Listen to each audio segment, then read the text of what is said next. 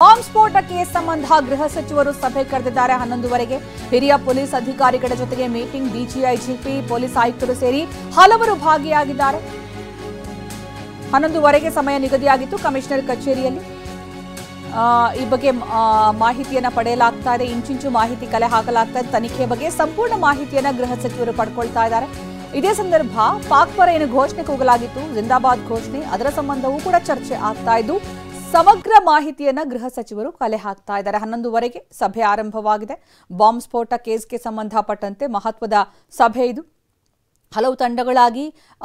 ಈ ವ್ಯಕ್ತಿಯ ಸೆರೆಗೆ ಸಾಕಷ್ಟು ಪ್ರಯತ್ನ ಮಾಡಲಾಗ್ತಾ ಇದೆ ಆದಾಗ್ಯೂ ಕೂಡ ಹೈಟೆಕ್ ತಂತ್ರಜ್ಞಾನ ಬಳಕೆ ಮಾಡಲಾಗಿದೆ ಅನ್ನುವಂತಹ ಕಾರಣಕ್ಕಾಗಿ ಅದನ್ನ ಸೆರೆ ಹಿಡಿಯೋದು ಸ್ವಲ್ಪ ವಿಳಂಬ ಆಗಬಹುದು ಆದರೆ ಹಿಡಿದೇ ಹಿಡಿತೀವಿ ಅಂತ ಗೃಹ ಸಚಿವರು ಕೂಡ ಹೇಳಿದ್ದಾರೆ ಹಿರಿಯ ಪೊಲೀಸ್ ಅಧಿಕಾರಿಗಳ ಜೊತೆಗೆ ನಾವು ಗಮನಿಸಬಹುದು ಡಿಜಿಐಜಿಪಿ ಅಲೋಕ್ ಮೋಹನ್ ಅವರು ಕೂಡ ಇದ್ದಾರೆ ಹಾಗೆ ಪೊಲೀಸ್ ಆಯುಕ್ತರು ದಯಾನಂದ್ ಕೂಡ ಇದ್ದಾರೆ ಅವರ ಜೊತೆಗೆ ಸಭೆ ನಡೆಸಲಾಗ್ತಾ ಇದೆ